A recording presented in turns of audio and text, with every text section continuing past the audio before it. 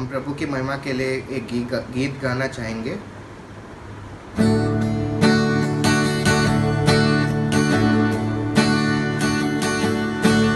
हे स्वर्ग पिता, तेरे नाम की स्तुति। हे जीवन दाता, तेरे सन्मुख आते आराधना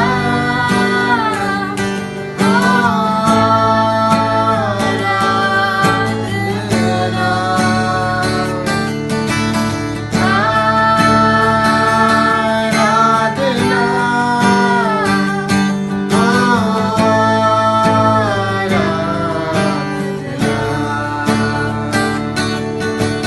तेरे सिवा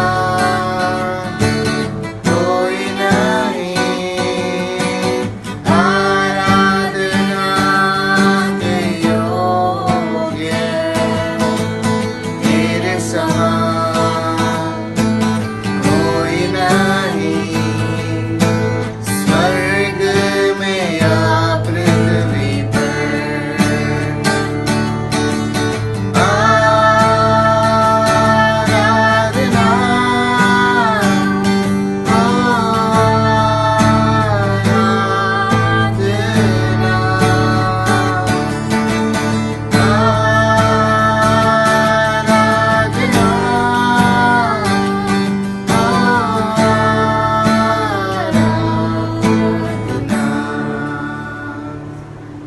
Praise the Lord. Praise the Lord.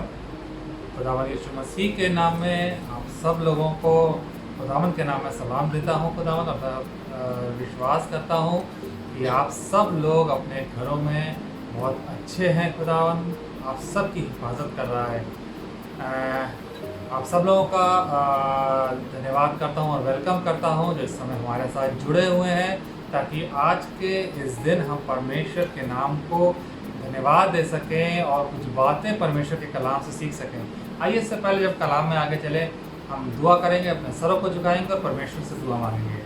धन्यवाद करता हूँ खुदावंदा और दे खुदावंद की आज जब खुदावंद तेरे वचन से हम रूबरू होते हैं खुदावंद, तो हमको सिखा समझा और दे खुदावंद की तेरी मर्जी के मुताबिक हमारे जीवन होने वाले इसलिए खुदावंद होने दे कि मेरे वचन तेरे दृष्टि में ग्रहण योग्य बने। तेरे नाम मांगता हूँ, आमीन।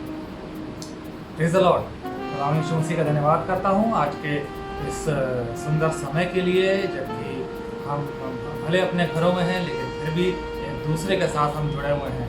आइए हम खुदावंद के कलाम में आगे चलेंगे और मैं आज के इस दौर में देख रहा था, इस समय में ख़ास तौर से जबकि पूरा विश्व महामारी में ग्रसित है, लोग परेशान हैं, तकलीफ़ों में हैं। और मैं गौर कर रहा था इस चीज़ को देख करके कि कितने ही लोग हैं जो कि अपनी जॉब्स को शायद खो चुके हैं, जिनको शायद अपनी पूरी सैलरीज नहीं मिल रही हैं, जिनके पास खाने को नहीं है, जिनके पास घर नहीं है। लेकिन खुदावंद का धन्यवाद करता हूँ कि आज के समय में कम से कम हमारे पास खुदावंद ने हमारे को हर एक अच्छी चीज़ दी है। खुदावंद ने हमारे को अच्छी आशीषों से नवाजा है।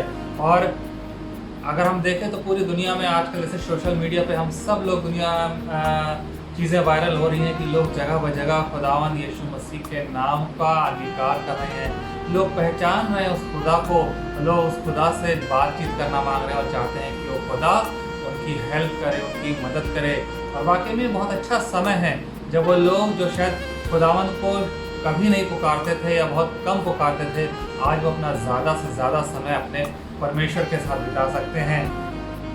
और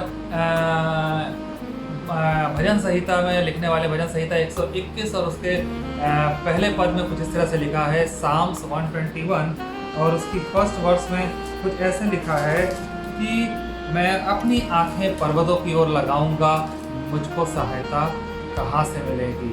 आज हो सकता है हम में से बहुत लोग परेशान हैं, हो सकता है जॉब्स नहीं रह गई और जॉब्स छीन गई हैं, हो सकता है सैलरीज पूरी नहीं आ रही हैं, हो सकता है शायद हमारे पास अच्छा खाने को नहीं है, हो सकता है हमारे पास सर छुपाने की जगह नहीं है। लेकिन मेरे अजीज़ों, let me encourage you from the word of God, जो कहता है कि मैं अपनी आँखें पर्वतों की ओर लगाऊंगा और मेरी सहायता परमेश्वर की ओर से आएगी। कोई इंसान मेरे को सहायता नहीं दे सकता, कोई और मेरे को सहायता, मेरा अजीज़ मेरे को सहायता नहीं दे सकता, लेकिन परमेश्वर का कलाम दाऊद इस बात में अपने कलाम में कहता है कि मेरी सहायता तो मेरे यहोवा की ओर से आएगी। इस समय जबकि इतना कठिन समय चल रहा है, क्या वाकई में हम इस चीज़ को कह सकते हैं कि परमेश्वर के प्रोमिसेस हमारे साथ हैं? और अगर इस कठिन समय में परमेश्वर के प्रोमिसेस हमारे साथ हैं, तो कौन कौन से वो प्रोमिसेस हैं जिसमें परमेश्वर चाहता है कि हम दृढ़ बने रहें? आइए मेरे साथ निकाल लीजिए दूसरा इतिहास जो, और उसकी 20वीं आयत हम चलेंगे, 2 क्रॉनिकल्स वर्स 15। और यहाँ पर कुछ ऐसा लिखा है, दूसरा इतिहास और उसकी 15th वर्स में ऐसा लिखा हुआ है, उसके 2nd पार्ट में, कि तुम इस बड़ी भीड़ से मत डरो और तुम्हारा मन कच्चा ना हो, क्योंकि युद्ध तुम्हारा नहीं वरन परमेश्वर का है। आज के इस समय में आपको उभारना मांगूंगा परमेश्वर के इस वचन से, कि परमेश्वर अपने लोगों से कहना मांगता है कि हो सकता है तुम्हारे पास जॉब नहीं हो सकता है तुम्हारे पास अकाउंट में पैसा ना हो सकता है तुम्हारे पास दिक्कतें हैं जिसमें से होकर के तुम गुजर रहे हो, लेकिन परमेश्वर का कलाम कहना मांगता है आपसे कि मत डरो, क्योंकि ये जो युद्ध है, ये जो परिस्थितियां हैं जिसमें से हम होकर के गुजर रहे हैं, ये लड़ाई हमारी नहीं वरन हमारे परमेश्वर की है।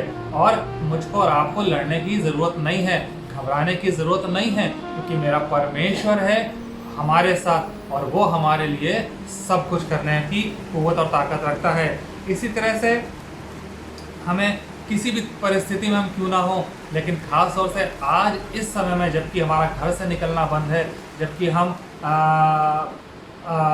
चीज़ों को इमेजिन नहीं कर पा रहे हैं कि शायद आगे के जीवन में क्या होगा, मेरे को वालिद परमेश्वर का कलाम आपको एक प्रॉमिस देता है कि तुम्हें परेशान होने की ज़रूरत नहीं है, तुम्हें लड़ने की ज़रूरत नहीं है, क्योंकि मैं तुम्हारी ओर से लड़ाई करूंगा और इस शैतान को और इस शैतान की सारी ताकतों को हमारा परमेश्वर ध्वस्त कर नहीं पाएगा।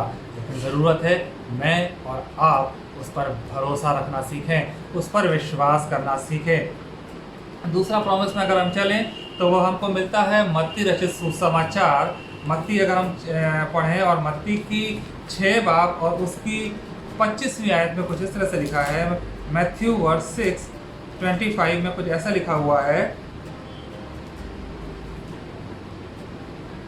कि इसलिए मैं तुमसे कहता हूँ कि अपने प्राण के लिए चिंता मत करना। परमेश्वर का कलाम कह रहा है कि अपने प्राण की चिंता मत करना कि हम क्या खाएंगे और क्या पहनेंगे, और ना अपने शरीर की चिंता करना कि हम क्या पहनेंगे।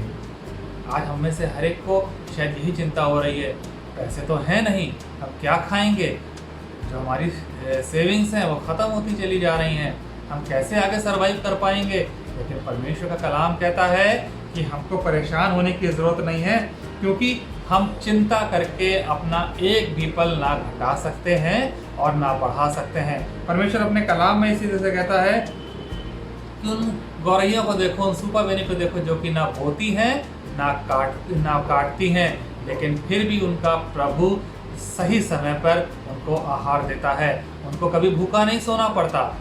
और इसी तरह मत्ती उसकी 6 बाब और उसकी 31st वर्ष में कुछ ऐसा लिखा हुआ है कि तुम चिंता करके ये ना कहना कि हम क्या खाएंगे, हम क्या पिएंगे और क्या पहनेंगे। 3 चीज़ों का जिक्र करा जा रहा है, क्या खाएंगे, क्या पिएंगे और क्या पहनेंगे। और आगे लिखा है क्योंकि अन्य जाति भी इन सभी चीज़ों की खोज में लगे रहते हैं। लेकिन आज का परमेश्वर का कलाम हमारे को और आपको इस बात से उभारना मांगता है कि परमेश्वर, हमारा परमेश्वर इस बात को जानता है कि हमको किस चीज़ की ज़रूरत है। और इसलिए आगे लिखा हुआ है, इसलिए तुम परमेश्वर के राज और उसके धर्म की खोज करो और ये चीज़ें तुमको यूं ही मिल जाएंगी। ये चीज़ें, ये कौन सी चीज़ें हैं? ये वही चीज़ें हैं जिनका जिक्र करा जा रहा है कि हम क्या खाएंगे, क्या पिएंगे या क्या पहनेंगे। मेरे अजीज़ों, आज के इस दौर में बहुत ज़रूरी है कि हम अपने परमेश्वर की निकटता में बढ़ते चले जाएं। जबकि पूरी दुनिया इस समय परमेश्वर को ग्रहण करना मांग रही है, पूरी दुनिया परमेश्वर को पहचान रही है और जान रही है कि हाँ, हमारा परमेश्वर एक जिंदा खुदा है और उसके सिवा कोई भी नहीं है जो हमको बचा सके। तो क्यों ना मैं और आप जो आज अपने घरों में हैं, अपने परमेश्वर, अपने जिंदा परमेश्वर को ग्रहण कर सकें, उसको थाम नहीं पाएँ। हो सकता है आज दिन तक शायद हम अपने परमेश्वर से उतने नज़दीक नहीं आ पाए, लेकिन एक मौका हमें मिला है कि हम इन परिस्थितियों में से जब होकर के गुजर रहे हैं तो हम अपने परमेश्वर से और ज़्यादा लिपटने वाले हो सकें। क्योंकि मेरा परमेश्वर इस समय चाहता है कि हम अपने अंदर चीज़ों में तब्दीली करने वाले हो सकें, अपने कैरेक्टर में को चेंज करने वाले हो सकें। जबकि हो सकता है कि दुनिया भर की चीज़ों में और परेशान है, उनको समझ में नहीं आ रहा, लेकिन मेरा परमेश्वर चाहता है कि अपने व्यक्तित्व को हम निखारने वाले हो सकें। रोमियो 8 बाब और उसकी 28वीं आयत में कुछ इस तरह से लिखा है, मेरे साथ तो पढ़ लीजिए। रोमियो 8 बाब और उसकी 28 बाब कुछ ऐसी कहती है कि हम जानते हैं कि जो लोग परमेश्वर से प्रेम रखते हैं उनके लिए सब बातें मिल मिला कर के भलाई उत्पन्न करती हैं। अगर मैं और आप अजीज़ों परमेश्वर से प्रेम रखते हैं तो ये महामारी, ये तकलीफ़ें, ये दौर हमें परेशान नहीं करने पाएगा, हमको अपने परमेश्वर से दूर नहीं करने पाएगा। लेकिन परमेश्वर के वचन के मुताबिक, परमेश्वर के प्रॉमिस के मुताबिक ये चीज़ें हमारे लिए भलाई को लेकर के आएंगी, ये चीज़ें हमारे लिए उस उत्तम अच्छे दिन को लेकर के आएंगी जो कि हमारा परमेश्वर हमको दिखाना मांगता है। हमारे और आपके लिए बहुत ज़रूरी है कि इस समय इन परिस्थितियों में जब हम हैं से होकर के हम गुजरते हैं तो अपने परमेश्वर को दृढ़ता के साथ थामे रहें, अपने परमेश्वर के साथ हम चलते रहें। ये मौका अच्छा मिला है हमें, कुछ अपने घरों में रह करके अपने ज़्यादा से ज़्यादा समय अपने परमेश्वर की संगति में बिता सकते हैं, ताकि मेरा परमेश्वर जैसा चाहता है मैं वैसा मेरा व्यक्तित्व बनने वाला हो सके। याकूब की पत्री को अगर हम निकालें, उसके पहले उसका याकूब फर्स्ट चैप्टर और उसकी सेकंड वर्स में कुछ इस तरह से लिखा है कि जब तुम नाना प्रकार की परीक्षाओं में पढ़ो तो इसको बहुत आनंद की बात समझो। मैं जब इसको पढ़ रहा था तो मैं सोचने लगा कि किस तरह की बात लिखी गई है। हम जब परीक्षाओं में हैं, तकलीफ़ों में हैं, जब जॉब्स नहीं है, जब सैलरी कट हो रही है, जब हमें समझ नहीं आ रहा है कि हम अपने घर का रेंट कैसे देंगे, तब हम इसको आनंद करें। कैसे आनंद कर सकते हैं? एक सांसारिक मनुष्य इन सब बातों में जब परेशानियों में होकर के गुजर रहा है तो वो कैसे आनंद कर सकता है? लेकिन मेरे अजीज़ों, परमेश्वर ने मेरे और आपसे प्रॉमिस करा है कि जब तुम इन परिस्थितियों में होकर से गुजरोगे तो आनंद करो। वो चाहता है कि मैं और आप आनंद करें, ताकि क्योंकि मैं और आप, परमेश्वर चाहता है कि मेरा और आपका कैरेक्टर, विश्वास बढ़ने वाला हो सके। और आखिर में इसमें फर्स्ट वर्स में लिखा हुआ है कि तुम पूरे और सिद्ध हो जाओ और तुम में किसी बात की घटी ना रहे। हाँ, शायद आज मेरे और आप में कुछ घटी पाई जाती है, लेकिन मेरा परमेश्वर चाहता है कि हमारे अंदर से उन घटियों को मिटा डाले, हमको एक परिपक्व मनुष्य बना दे। और वह चाहता है कि मैं और आप उसकी संगति में बढ़ते चले जाएं। आज बहुत सी ट्रायल्स में से होकर के हम गुजर रहे हैं। क्या ये हमारे व्यक्तित्व को ख़राब कर रही हैं? हमारे पास चॉइस है कि हम क्या कर सकते हैं। क्या हम अभी भी फिज़िकल कंफर्ट की तरफ भाग रहे हैं कि क्या, कैसे, किस तरह से हम चीज़ों का जुगाड़ कर लें? हमारे पास दो रास्ते हैं। या तो हम अपने ज़िंदा खुदा पर विश्वास करें, उसका हाथ थामें, उसके साथ चलें, या हम उससे मुँह मोड़ लें और उससे अलग हो जाएं। आज आपको और मेरे को इस बात को सोचने की ज़रूरत है कि आज तक हम अपनी ज़िंदगी में क्या कर रहे हैं। क्या हम अपने परमेश्वर पर भरोसा रखे हुए हैं? क्या हम चाहते हैं और इस बात का हमें विश्वास है कि हाँ, मैं अपने परमेश्वर के साथ हूँ और मैं अपने परमेश्वर के साथ हमेशा रहूँगा? अगर नहीं तो आज मेरे और आपके लिए फैसला करने की ज़रूरत है कि क्या मैं अपने परमेश्वर के साथ हूँ या मैं उससे दूर जा रहा हूँ। खासतौर से इस समय में जब दुनिया एक परेशानी के दौर से गुजर रही है, क्या फिर भी मैं परमेश्वर के हाथ को थामे हुए हूँ? परिस्थितियाँ विपरीत हैं, लेकिन फिर भी मैं अपने परमेश्वर को पकड़े हुए हूँ। परिस्थितियाँ मेरे से कह रही हैं कि तू अपने परमेश्वर का हाथ छोड़ दे, वो तेरे लिए कुछ नहीं कर सकता, लेकिन मेरे को पता है कि मेरा खुदा मेरे लिए सब कुछ कर सकता है। आज दिन तक उसने मेरे को संभाला है, आगे भी मेरे को संभालेगा, और अगर वो ना भी संभाले तो भी उसका धन्यवाद हो। ये ज़िंदगी उसने दी है, और अगर वो ले भी ले तो भी मेरे खुदा का नाम धन्यवाद हो, मेरे खुदा का नाम धन्य रहे। और इसलिए मेरे और आपके लिए बहुत ज़रूरी है कि हम हर समय, हर परिस्थिति में, ख़ास तौर से जब परिस्थितियाँ विपरीत हों, अपने खुदावन का हाथ ना थामें और हमेशा उसके साथ लगे रहें। क्या ही मनोहर बात है कि हम अपने परमेश्वर के साथ दृढ़ता के साथ बने रहें, अपने परमेश्वर के साथ हमेशा अच्छे से बने रहें। अपने खुदा का धन्यवाद करते हैं जो कि इतना पावरफुल है और जिसकी प्रभुता पर हम घमंड कर सकते हैं। वाकई में अज़ीज़ों, हमारा खुदा ऐसा खुदा है जिसकी प्रभुता पर हम घमंड कर सकते हैं, क्योंकि मेरा प्रभु राजाओं का राजा और प्रभुओं का प्रभु है, और कोई भी ऐसा काम नहीं है जो मेरा परमेश्वर नहीं कर सकता है।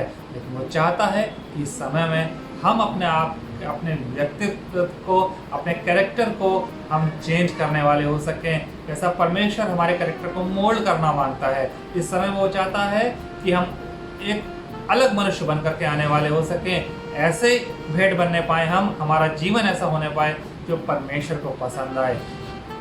क्यों ना हम अपने आप को तैयार करें और कहें कि हाँ परमेश्वर, मैं यहाँ पर हूँ, मौजूद हूँ, और चाहता हूँ खुदावंदा कि जब किस दौर से मैं होकर के गुजर रहा हूँ तो मेरे को संभाल, मेरे विश्वास को मजबूत कर खुदावन, ताकि मैं तेरे में होकर के दृढ़ता के साथ बढ़ता चला जाऊँ।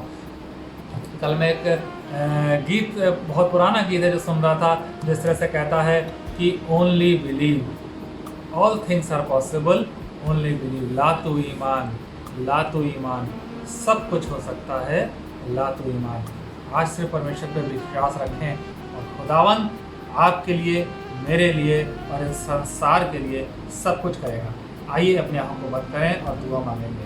धन्यवाद करते हैं हमसे प्यार करने वाले परमेश्वर कि तूने हमको मौका दिया खुदावन, कि आज खुदावन हम अपने घरों में हैं लेकिन फिर भी एक दूसरे के साथ जुड़ सकते हैं। खुदावन इस दौर में जबकि लोग परेशान हैं, तकलीफ़ों में हैं, खुदावंदा चाहता हूँ खुदावन कि हर एक परिवार, हर एक कलीसिया और ख़ास तौर से अपनी कलीसिया के हर एक जन के लिए खुदावंदा कि तू हर एक को खुदावन, हर एक परिवार को बरकत और आशीष दे। और खुदावंदा वंदे के समय भी हम तेरे साथ दृढ़ता से चिपके रहें खुदावंदा। और हमें पता है खुदावंदा कि तू मेरे लिए और इन सब लोगों के लिए सब कुछ कर सकता है जो इस कलाम को सुनते हैं। बरकत और आशीष दे और उन्हें दे खुदावन कि तेरे नाम में हम सब लोग बढ़ते चले जाएं और खुदावंदा तेरी और तेरी कौम के लिए एक आशीष का कारण है। तेरे नाम में मांगता हूँ, आमीन। Praise the Lord. धन्यवाद करता हूँ और नेक्स्ट संडे हम लोग फिर इसी समय मिलेंगे एक दूसरे के साथ संगति रखने के लिए। आप अपना हिफाजत करिएगा, ख्याल रखिएगा। खुदा आपका मददगार है। Praise the Lord.